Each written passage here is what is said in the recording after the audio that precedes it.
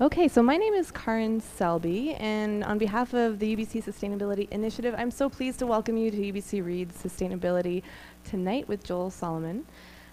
Before we start, I'd like to acknowledge that we are on the unceded ancestral and traditional lands of the Musqueam peoples. And tonight's talk will be recorded. We're actually being live streamed online right now. Don't worry, you're not on there if you don't want to be. And we're also going to be recording it, so you can watch it later in our archives. After the talk, Joel has agreed to answer some questions, so if you do have questions, just make sure to hold them until the end of the talk.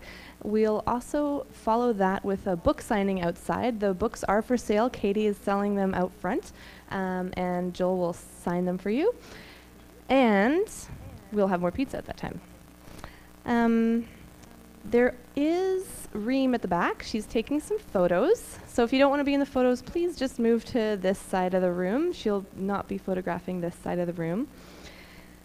Okay, so now I'd like to introduce Dr. James Tansey to the stage to introduce Joel. James is an associate professor leading the Sauder School of Business's activities on sustainability and social innovation. James is the executive director of the UBC Sustainability Initiative, as well as of Sauder S3I, the Sauder Center for Social Innovation and Impact Investing. He also works closely with the Business Family Center to identify areas where advances in social innovation can meet philanthropic goals. James's research activities cover a number of areas, including social enterprise and climate change. Now, if you'll please join me in welcoming Dr. James Tansey to the stage.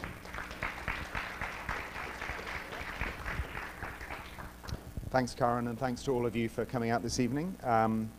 It's a real pleasure to be able to introduce Joel Soloman this evening. He's both a friend and an inspiration in many ways for a lot of the work that we've undertaken within UBC, and in terms of work that I and my team have done in the impact investing space. A lot of that inspiration has come from work with Tides Canada, with Hollyhock, with some of the incredible work with Enswell Foundation, with the role that Tides Canada played in supporting the Great Bear Initiative, and a number of other projects. The leading edge of that from an impact investing or the clean capital space is in Joel's role as the president and CEO of Renewal Partners, a seed capital fund in Vancouver that really is one of the few to specialize in investments in social value companies, social value corporations, and has had a big impact in Canada and in North America.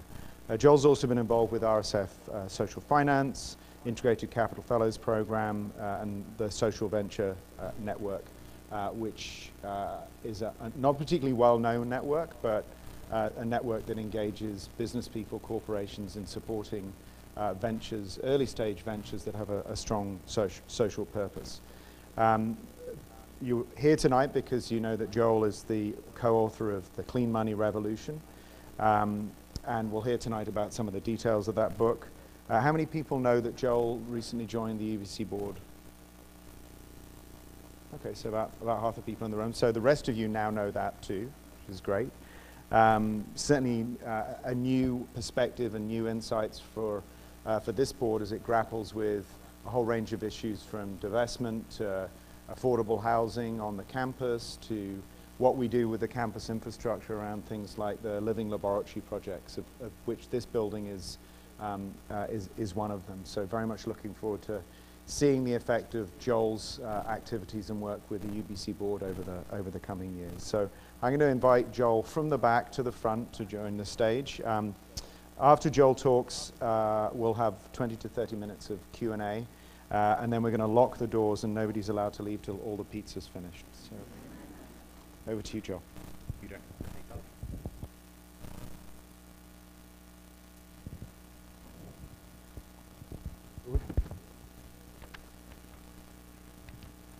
Hello. Yeah. Whoa.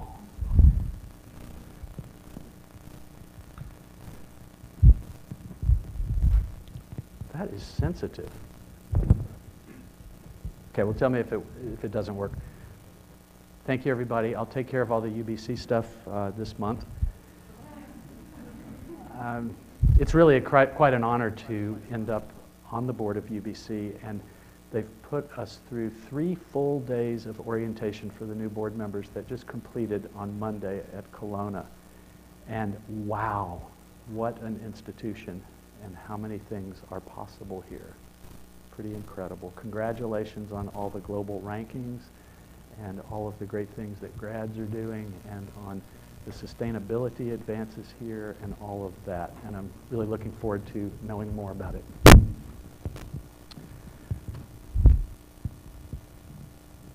$50 trillion. $50 trillion is passing hands from people my age to the younger ones in here. That is through death alone in North America. Globally, that might be 100 trillion. There's a lot of money in the world. Capitalism, I guess you could say capitalism creates it. Somebody in here has a good definition of capitalism. It's the marketplace, and it is the way goods and services are exchanged on the planet. That's my non-economist definition.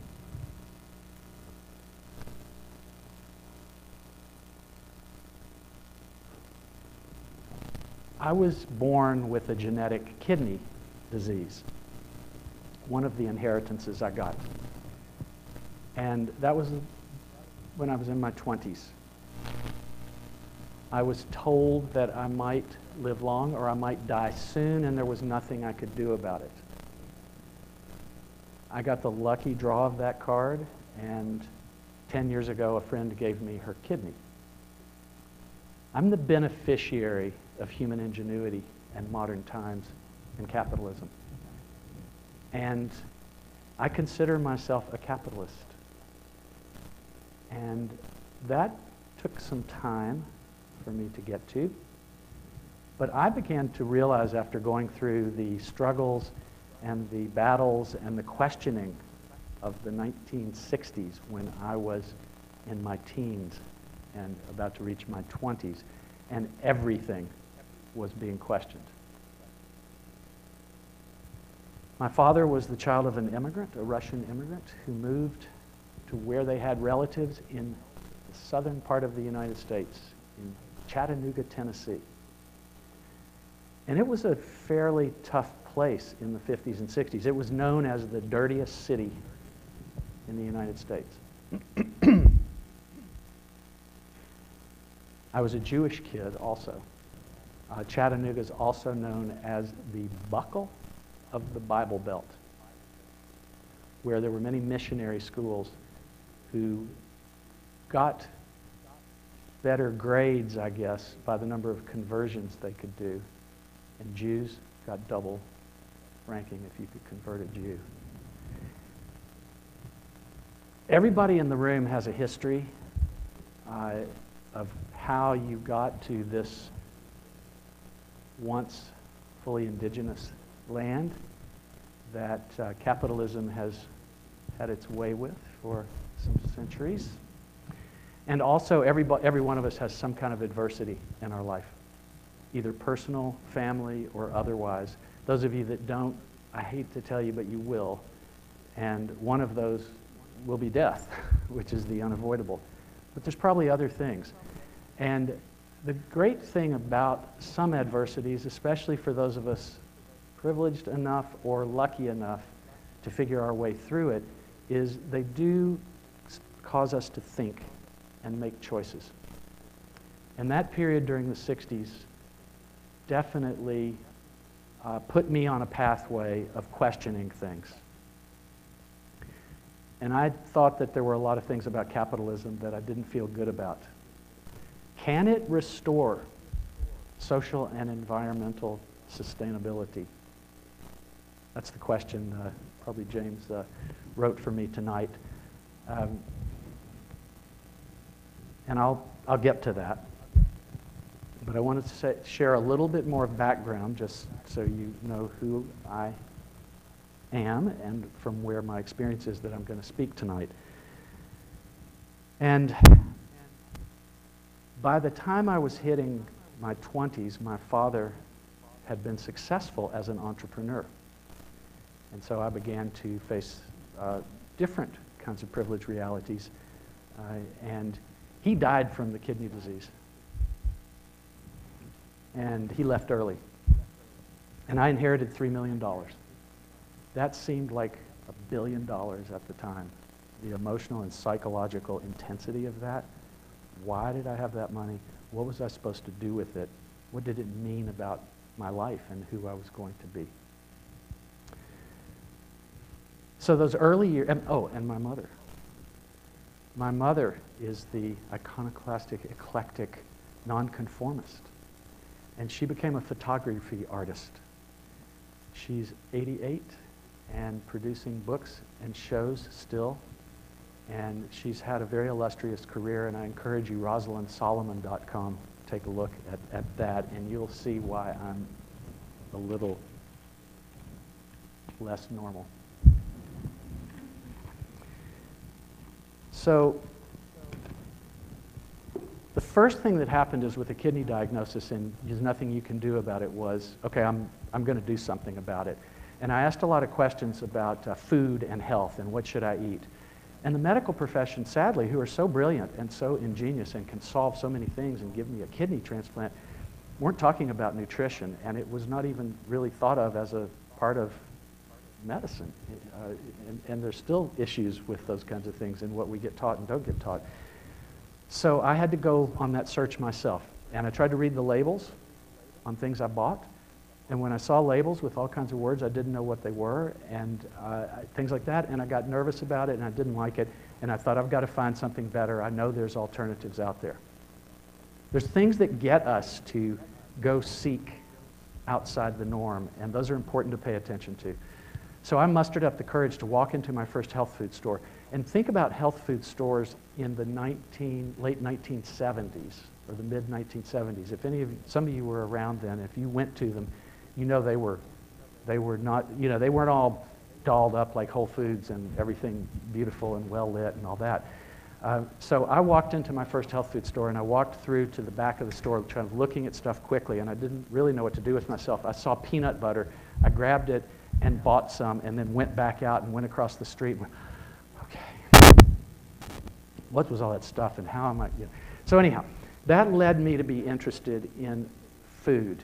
And food for me connects to the health of soil. It connects to the workers and the people that take care of it and what gets put on the food.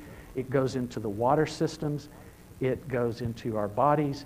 It affects so many things. So when I inherited money, and I felt by then that money had to be a tool for me that would help me express my values in the world. That just seemed logical to me, that my money and my choices about money were going to identify who I am and really express my life, especially as an inheritor. So the first thing I did is I went to a peace activist friend of mine who was not normal, and he had a loan fund that helped people purchase their trailer parks or their low-income housing together. And so that was really inspiring work to me. And I was the only person I knew that did anything like that. So I reached out to him and I said, I have some dirty money that came from shopping malls. Can you help me figure out what to do with it? And he said, well, we do mostly housing, but there is a project in New Hampshire where some people are making yogurt. And they have 5 cows, and they are doing it as a demonstration to prove that you can, organic yogurt could be a product that comes to North America. Everything here was chemical soup that was yogurt. At that time, there was nothing clean in yogurt. And they need a loan because they're a nonprofit, and they want to prove that small family farms matter. So they need to raise some money. So I said, that sounds good. I'd inherited $50,000 at the beginning. And so I put $25,000 into that. They called me before they cashed the check, and they said, I'd made it as a loan. and they said, we're sorry, we've had to make a change. We're going to have to be a for-profit. We just are not, this thing is growing so fast, we're going to have to be a for-profit because we'll never be able to get through the nonprofit structure and the fundraising, which would all be donations or loans and et cetera.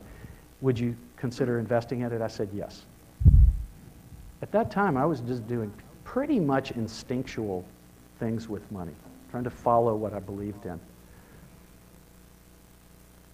That company, Stonyfield Farm Yogurt, some decades later sold for $300 million to Danone, one of the largest food companies in the world, after they had searched for 2 years to find a company that they felt their values were safe with. That was their commitment. And they had to go to Europe to find one that they felt good with. And what happened, instead of the values getting stripped away, Danone took them into other divisions of the company, put serious money behind them to do things like open a plant in Bangladesh that would help certain kinds of employment there, and to go further and to help bring organics and educate the rest of Danone, one of the largest food companies in the world, about organics. And Danone carries on doing that today. And Gary Hirshberg, the entrepreneur, was part of the debate early on when things happened like Ben & Jerry's sold to Unilever. Is that bad or is that good? And then how was he going to sell his company? And so he got in, and Walmart is ready to go into organics. Is that good or bad? Walmart's now the largest seller of organic food in the world. Gary's position ended up being the kind of person I became, which is a pragmatist about these things, pragmatic idealist, a pragmatic social change activist. Meaning, the world is just not that simple, and everything's not going to change fast, and you have to make choices if you really want to have an influence. And I got a lot of that from listening to Gary Hirshberg and thinking about those issues. And he made the case that if we really believe in organics, we have got to use the market system to be sure that it's available not just to wealthy people that know where Whole Foods is, it's got to be available more broadly. And so there's been a split. There are many splits in ideological and issue areas about the purists and the pragmatists. That's a clock, so I can get. What time should we start questions? So I pace myself. 25 minutes. Okay. So that was the beginning of a journey that led me to become a mission venture capitalist. What is that? Well, we made up that term because venture capitalist has got such a bad reputation. But I had long since then become someone that believed that business, money, and power needed to be, people needed to go into that who actually had deep values and cared about things because they're running the world. It's running the world. Capitalism is the dominant system. You can be anti-capitalist and maybe you will help us find a new system and that will be awesome. But the urgency is so much right now of the state of the world that I made the choice that I'm going to go into this world and see what can be done. I like to think of myself as a social change activist inside business, money, and politics and all of these big systems the best I can. On my deathbed, I'll have to see whether that was a good idea or not. But mission venture capital, that word mission got put on there to say, venture capital is going to happen. We're going to try to do it a little bit differently, maybe a lot differently. And mission and values are going to come first when we make a decision. Imperfect, but progress. So that led to, I got the opportunity to work with an extraordinary woman named Carol Newell who inherited $50 million, which is a public story, and who said, I didn't do anything to earn this money. I do want to keep some, take care of myself, but I want this money out in the world supporting things that will accelerate positive change. And I was invited to partner with her to come up with a strategy and implement and deploy what turned out to be $70 million off a $50 million base because there was stock market, there was growth, we had made some successful investments, there was cross-border exchange things that happened, tax planning, etc. Once you get to a certain wealth level, if any of you don't know this, you got to work to get your money to shrink or be really reckless. because you get to a certain level and you've got access to the tools, you get better rates of return, you get better advisors, you get all of these things. And the world continues going further and further. This week, I'll get the number slightly wrong, but I think we went from 80 people last year that controlled half as much wealth as the half, the poorest half, 80 people, to 47. That's enough, something like that, to 47 people own half the world's wealth. I think this is wrong. I think we should have actual tax reform. I don't think we should keep pushing tax burdens onto the people who can least afford it so that those of us that can afford it get to claim that we're smarter and we're going to take care of everything for everybody else. So that's a part of capitalism that I have a lot of questions about. There's a lot of things to have questions about. We then, from Carroll's base, decided that we had learned enough about early stage investing in entrepreneurs and in areas that we thought were better than others. And we went out and invited other people to participate. And in the 07 recession, we spent 2.5 years to raise $35 million from 80 people. And we promised to them that we will attempt to get a market rate return and be very good screens on the values, meaning and purpose of the entrepreneurs and the products. Make change, not solve the whole world, but keep making change through that and prove that it can be done so that others would consider it. And having seen the organic food movement go from completely discounted and ridiculed to now a major industry in which fortunes are being made every day, it's still less than 10% of the food dollar in North America. It's probably under 1% globally. There's a long way to go in organic food. And remember all those different, those externalities that food has and what a difference that's making in increasing numbers of lives. It's imperfect. The organic standards are something that government and industry and others battle over. And if you get out the organic standards and you look at them, you'll go, oh, no, that's no good. You know. And so there's battles about those things. But at least those battles are happening. Change doesn't happen quickly. And people have got to take steps that move in the right direction. So I became a bit of a fanatical do-gooder around money, power, and those kinds of issues. And I decided that was actually a great life. And that the opportunity, like organic food, to clean up money is just beginning. All the trend lines point in the right direction. And I now say the biggest money-making opportunity in history is to have a safer, cleaner, greener, more fair economy. If you go through every sector of the economy, people are starting to question and do it better. That's what sustainability efforts are about. Green building, energy. Name your industry.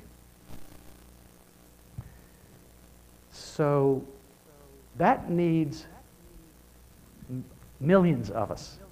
It needs consumers, it needs investors, it needs workers. That is the great undertaking of this era, I believe, because I was born with 3 billion other people on the planet. How many are there now? 7.5 billion. How many are going to be there when some of you are going to see 10 billion? Soil is under pressure. Clean air is under pressure. Clean water is under pressure. Oceans are under pressure. Species are under pressure. Climate is under pressure. Name your issue. So, if my math is right, and $100 trillion is going to move ownership in these next few decades on the planet, what's going to happen with that money? Will there be products? Will there be mindset? Will there be regulations? Will there be consumers? Will there be workers who make choices to move this system into a healthier outcome? I talked about human ingenuity, and people out of good intention created the things that they created to try to take care of their families, their communities. People didn't even know what all those ingredients were, or what the side effects, the externalities really. But now we do. And kudos to the University of British Columbia and all of its colleagues across the world. A lot of you who are part of it are getting exposed to and learning and seeing more science and more data and more analysis. And some of this is becoming irrefutable unless you intentionally stay stubborn about it, is my view. Or you have such a vested interest that you come up with an explanation or you figure out how to critique the information, and that is normal and natural, and we all are going to look out for our interests probably, and that's just part of what it takes in big systems and society to move forward. Some good, some bad, some mixed, some better, some worse. Okay. Can capitalism restore social and ecological well-being?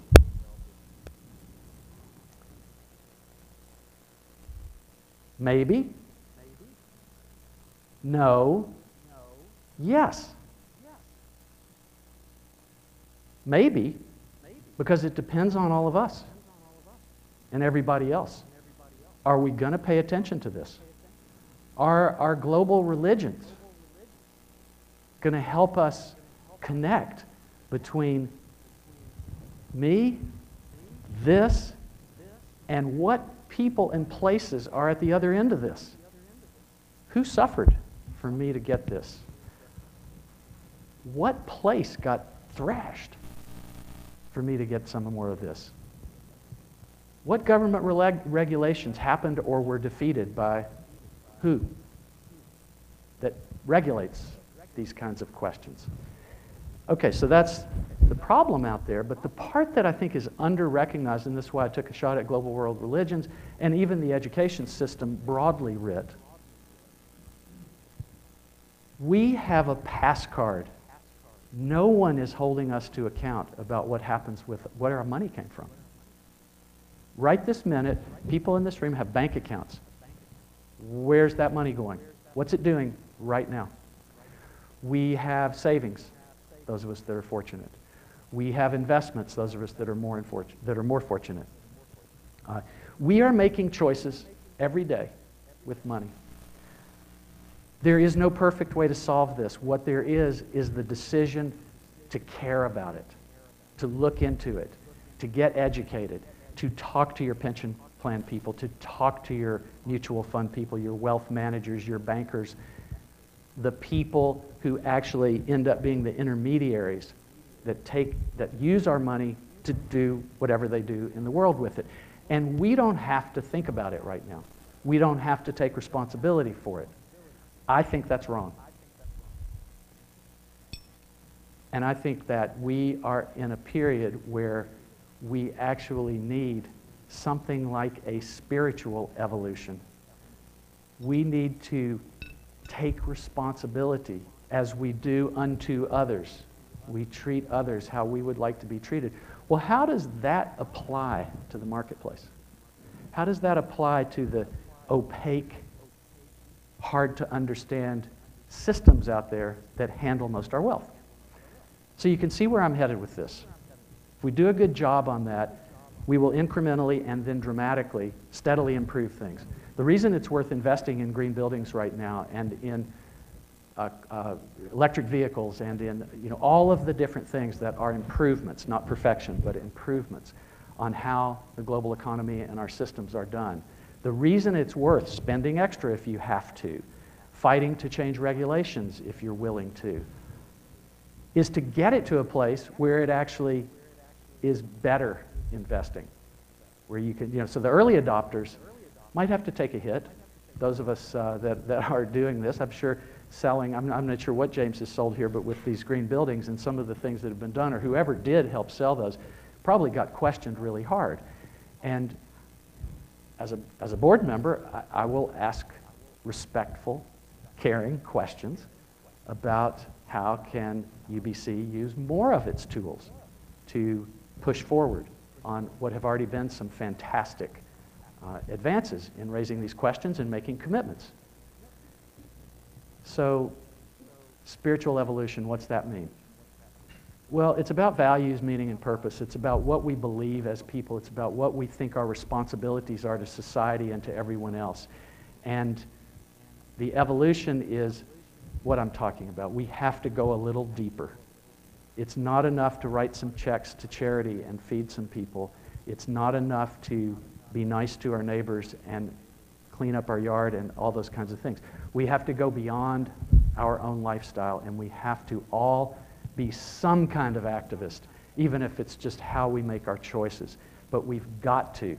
We've got to do this. And the reason is there'll be 10 billion people, and then there might be more than that, and all of those ecological systems could collapse. So capitalism might be the tool that leads us there. It could be. It's a marketplace. And there's many, many dimensions to that marketplace. So if we're willing, if enough of us are willing to do something about it, I just came from speaking to a venture capital class here. What are they going to do with their careers? Will they carry values? Will they carry a long-term vision? Will they devote themselves to a better world? Or will they simply fall into, my job is to make as much money as I can? Well, let's go there for a minute. How much money is enough? Why is that not a question? Okay, well, I know that enough. I want a pretty decent amount of money. I'm privileged enough to live an upper middle class lifestyle, and I have kids, and all of us want a good life. But then there's 10 million, 50 million, 100 million. The ethic right now is I'm nobody unless I'm a billionaire for a lot of people. You don't mean anything. Well, being a billionaire, woohoo, but do what with it? What are you going to do after you've got $1 billion? How are you going to be helpful? So you create some charity. How much of that charity and how much are you still trying? So I'm all for capitalism and ingenuity and being creative and pulling things off, but it should be for a reason. And you should use that power. One should use that power to give back and to care for the future. So maybe there are definitely trends. There's definitely things like mission venture capitalists and healthy products and renewable energies and better uses of oil. Let's just, to be clear, I am pro fossil fuels and oil, but I want it to last for 1,000 or 10,000 years. I don't want it all burned up right now, and have the impacts that it will have on the atmosphere and on all kinds of other things.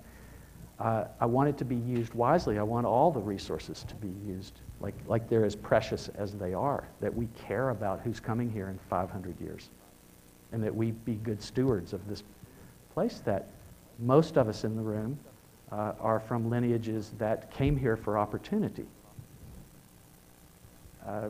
There's not that many more places to go. I guess Elon and some of those people think we might go live on Mars, or there might be other places. Maybe we'll become robotic and we won't need air and water as well. Who knows? Maybe science will solve it. I'm not a fan of the technological solution to everything because I like humanity. I like emotions, and I like real engagement. And maybe I'm just being naive, and next generations will figure that out. Fair enough. But my point is, if capitalism is directed well, it's a very powerful and valuable tool. So maybe we will. How does government regulation happen? Maybe it's the voters. Well, it is to some degree. Don't ever not vote. Don't ever convince yourself that it doesn't matter or they're all the same. I could give some examples, but I won't be more political than that tonight.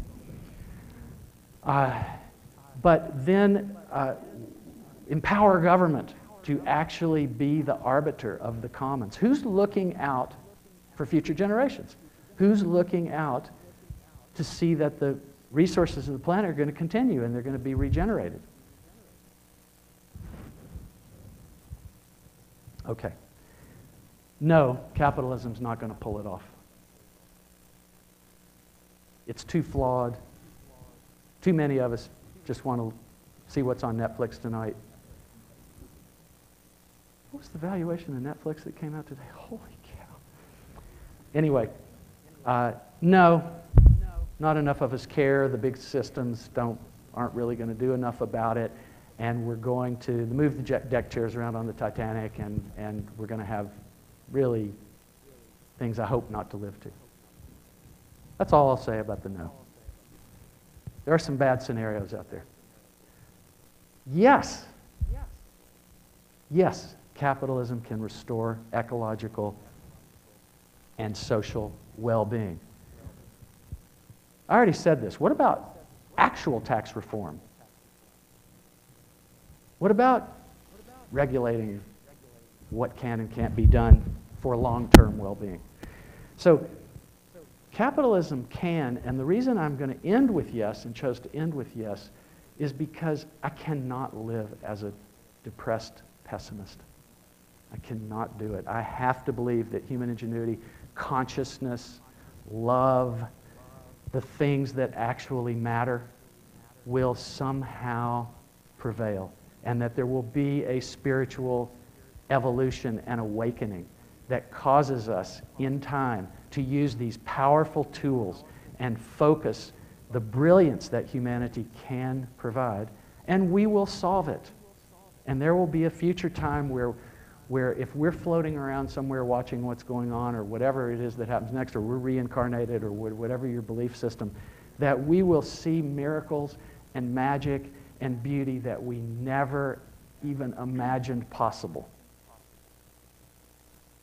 So, how many people think, just show of hands right now? No?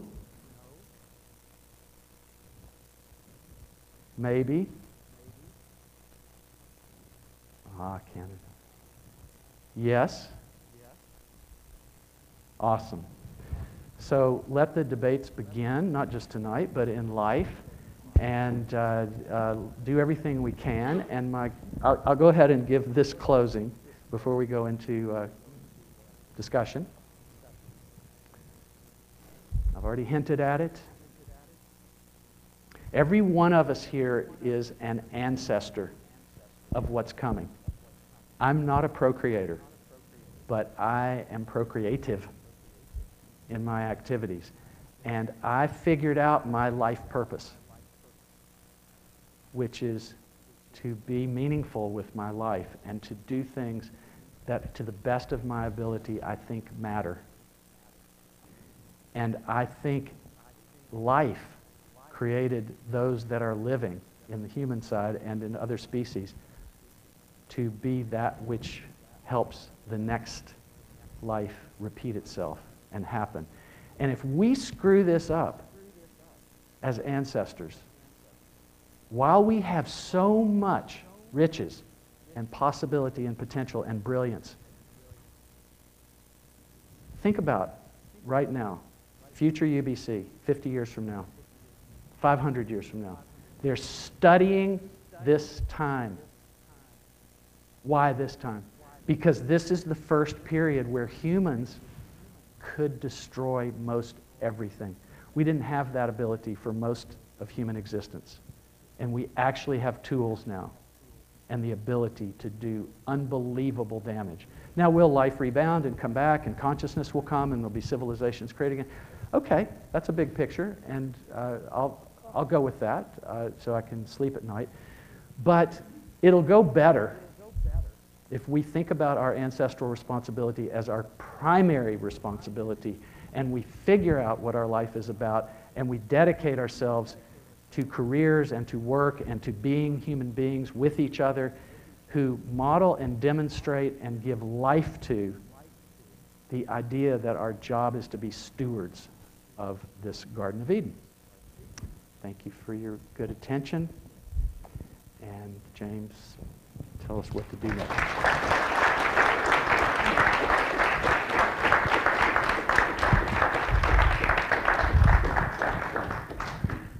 So we'll open up to questions, but before we open to the audience, I wanted to ask you how you see the modern university fitting into this, both what you describe in the book, but also into this reformation of capitalism as you describe it. So what are the sorts of things you expect universities to do, and what do you think we should be looking to do as a large institution? I just passed orientation, right, but I took a lot of notes and I heard a lot about the potency and power and potential of the modern university. Wow, am I blown away. I had no idea. When I went to university, I graduated from Vassar. I was one of the first male classes to graduate from Vassar College, now university. That was in 1972. Wow, has a lot changed. And back then it was to help create intelligent citizens and prepare people for careers. Now the university needs to be out front on the topics I'm talking about. And curriculum and job placements.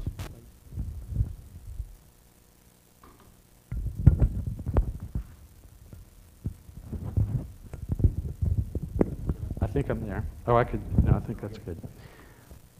Job placement, the financial strength, the built environment, everything. Universities are places that have lots of pressures and lots of constraints and lots of competing interests.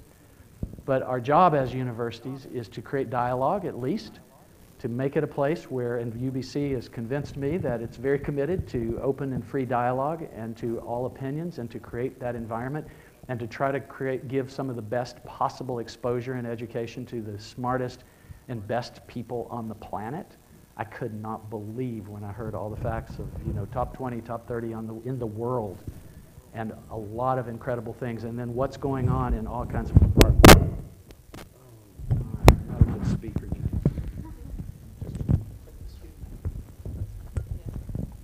We'll just pass it. I'll swap it off. Okay. So I think I've made the point, and I can't say anything that articulate about it further, except that, and I'm too new here to get into which issues and all the different competing interests.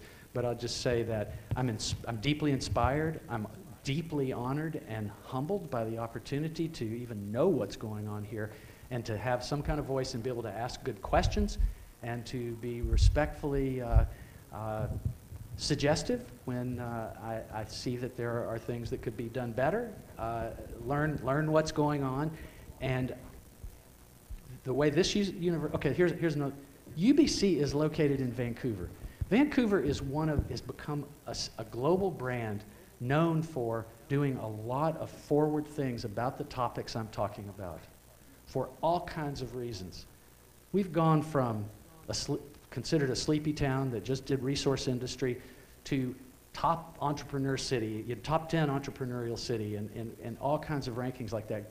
Leader on green economy, leader on creative economy, most prosperous economy in Canada for several years now. And innovation and internationalism, and all of these things are coming along very rapidly. And UBC here on Musqueam territories, out in this beautiful place, is going to help get mass transit all the way out here. That's going to happen, and I'm going to be really excited to help work on that. And UBC is going to continue modeling green building as a leader in green building. And there's so many more things I don't know about, but the modern university has a big responsibility, and we've all got to help that along. Okay. So let's take some questions from the audience. There's a couple of roving mics. So first question here, second question here. And if you can just it's great if you could just introduce yourself in terms of which program you're in, assuming you are a student here or staff here. So Joel can come and find you if he has questions. Awesome. I'm Emily. I'm studying geography, environment, and sustainability. And first of all, thank you very much for the talk. It's really inspiring. So you mentioned that we need to build a cleaner, greener, and safer world. And I just want to ask, what's your view on fossil fuel divestment? And is this something that you'll advocate for in your role as a board of governor of UBC? Thank you. What I'm willing to say right now, because I have to learn and hear and listen to the whole thing, but I am generally a reinvestment person. That does include divesting from certain things and choosing others. My case is going to be, it's the biggest money-making opportunity in history to reinvent the economy from top to bottom, and the opportunities are incredible to invest in newer technologies and newer methods and newer products. So my argument respectfully, will probably be more along the lines of don't miss this opportunity. And it's not just an opportunity it's the tangible opportunity about what money does and what it can do. It also is a recruitment vehicle, it is a retention vehicle, it is all kinds of things that make people proud to be part of it. And even though right now a lot of these things are just at the early stage, early cusp of being becoming widespread in society, watch how fast these things grow now. So yes, I will definitely be focusing and understanding how to take that $10 million appropriately into $10 million. UBC has a $10 million sustainability screened investment pool that is non-fossil fuel. And so that's a good experiment, and hopefully there'll be further great experiments. So you mentioned we have a lot of different conflicting values, but we're bringing those forward, either good or bad, to sort of create a world we want to live in. So in your personal experience, and for something you can sort of pass on as an older generation to a younger generation, what is one principle you want to keep, you want us to keep in mind for, say, the next year and for the next 50 years? Well, I want you to be good people. And I think that's the base from which smart minds and ambitious careers and all of that can happen. What's a good person? Well, that's what our spiritual or religious institutions, maybe or maybe don't help with, but they do their version of it. And we live in an era where we actually can work on ourselves as one of the products and services in the world. We can, I'm the beneficiary of the psychological and emotional and spiritual trades. Be it just learning about myself, what made me up, why I'm influenced, how I act the way I do, what do I do in conflict, how can I be in good relationships, how do I employ people, how do I relate to the people across the counter, and all of those kinds of things. And life is full of a lot of stresses, and a lot of people are suffering from mental illnesses, emotional illnesses, and serious stress. That is it might be the most serious disease, lifestyle diseases about what we eat and how we treat ourselves. This goes on and on. These are crises. So anyone with the privilege that's in this room has an obligation to do practice to become a better, wiser, more useful person. This is pretty precious to get this incarnation and be here. That's my central core. 1, 2, 3. Hi, my name is Carrie, and I'm in the sociology department. So, unfortunately, I'm not like you, and I didn't inherit $3 million. So, I'm forced to pool my savings with a whole bunch of other people at UBC, and then have the UBC people invest it for me. So I'm kind of wondering what strategies you think people in our position can use to get those investments to be done in ways that reflect and express our values. So I am going to be careful as a not even been to my first board meeting person, and I hope you understand that and respect it. But there are some obvious things. So one is to learn the field. You could look at what other universities are doing, you could look at what other pension plans are doing, and come with a case.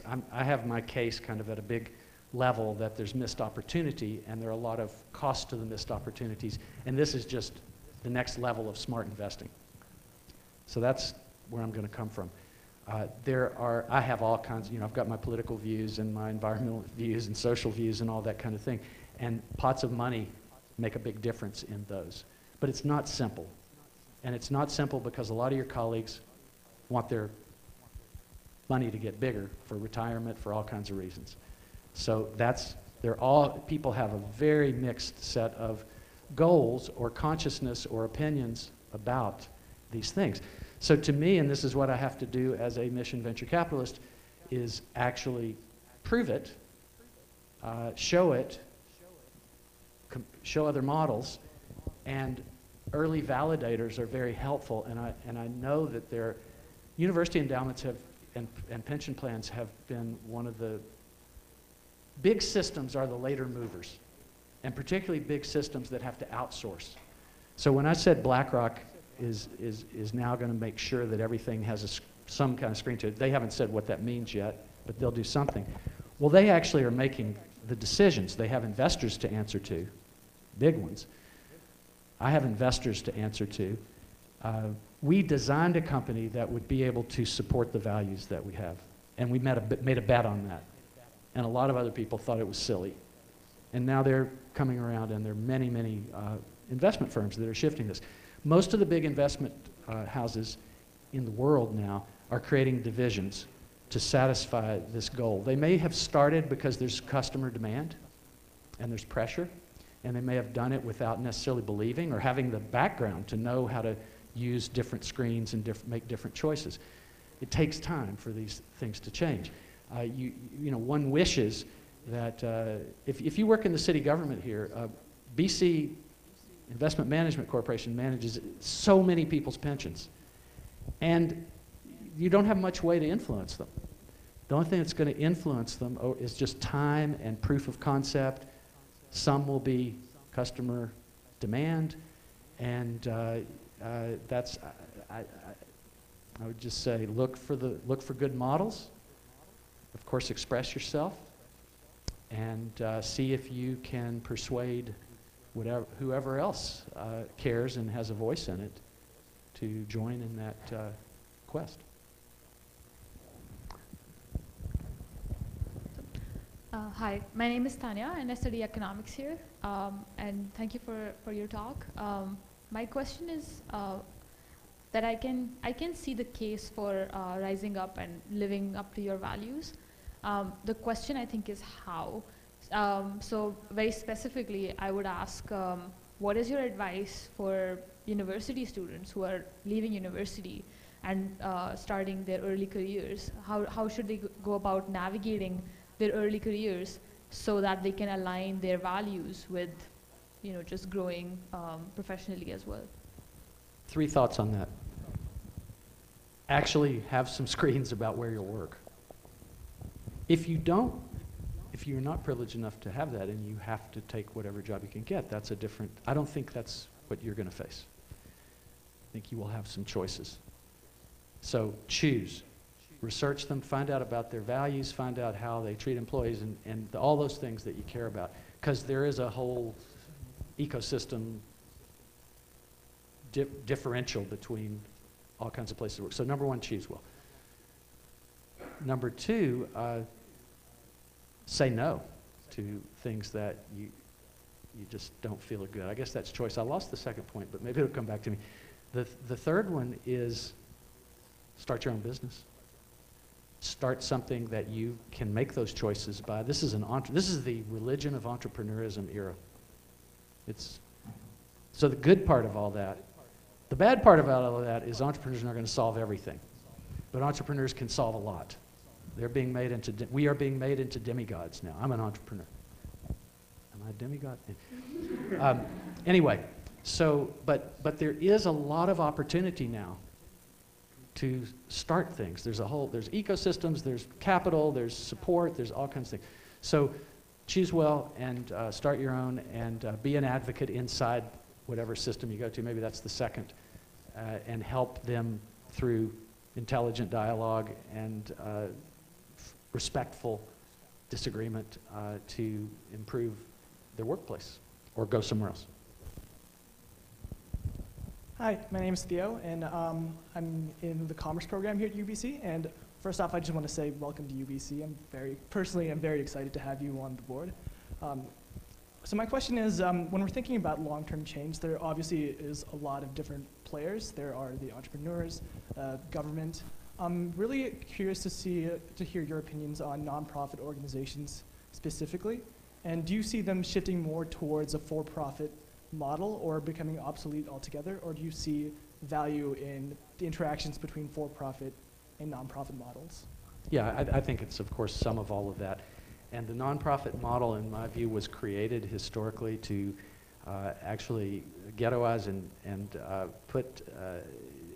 give a constrained environment for people to work in who have to get their money only from charity, and who might be working on solutions in society, and maybe more powerful interests prefer that they have limited authorities. However, there's a whole range in the nonprofit, UBC's nonprofit. So, you know, the government is nonprofit. That definition goes very broadly. So I'm a huge supporter of nonprofits. I'm frustrated with the constraints that they have, which include the ghetto that I talked about, the being ghettoized, is my experience is most nonprofits get their training from other nonprofits. Most nonprofit boards, a lot of nonprofit boards, particularly the change-oriented ones, get all their board members from other nonprofits. And so you end up with a cycle of perpetuation of a certain limited capacities and not really understanding the law or money and where it comes from and how it all works. So that's a challenge for the sector. It doesn't get the same training and access to those kinds of resources. But there are tremendously valuable and important nonprofits at the big scale and at the small scale. And government is a nonprofit, and government needs the best and brightest of us. Go ahead. I have a question that's, I guess, kind of slightly off the main things you were talking about, but what I'm kind of interested in a little bit is investment over borders for social and environmental causes. And as you know, I'm sure you're familiar with our previous federal government referred to environmentalists as foreign-funded radicals because some of the things that were done in you know, the initiatives in Canada were funded by foundations from the US and other sorts of donors. Do you have any sort of response to that? Because in a certain sense, you know, trying to make social change is kind of a small p political thing, and so there's this accusation that it's foreigners trying to, you know, intervene in our politics. As an Amero-Canadian immigrant who is involved in those kinds of things, I have a lot to say about it and personal experiences which you may find interesting to poke around and look at. Where does industry get its money?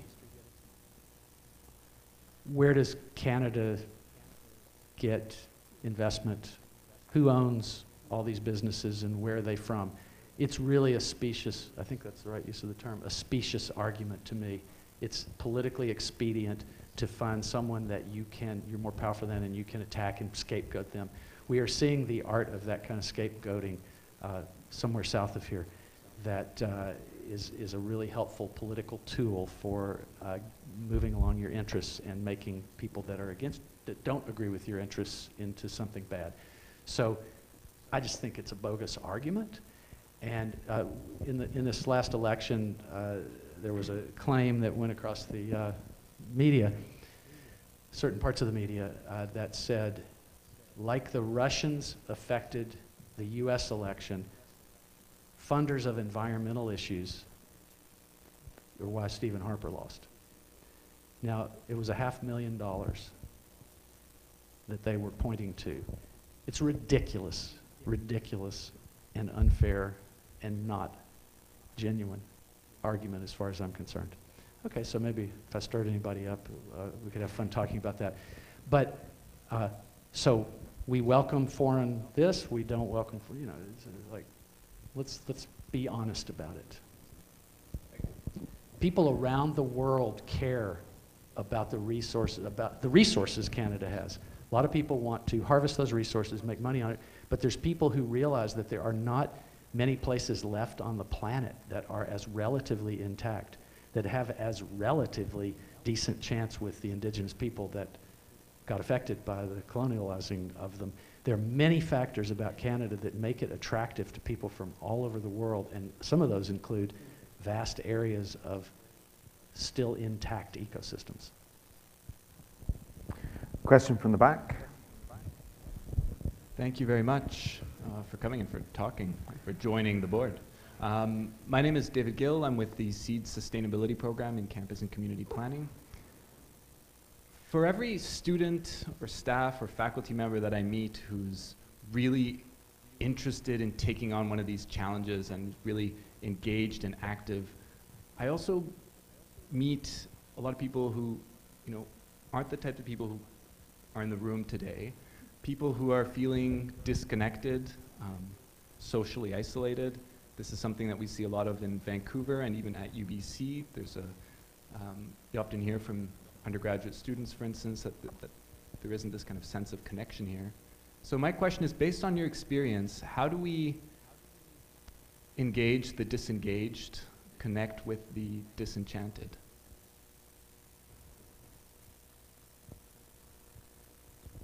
It's fascinating when you get on stage and say a bunch of crazy things. You get really big questions sometimes.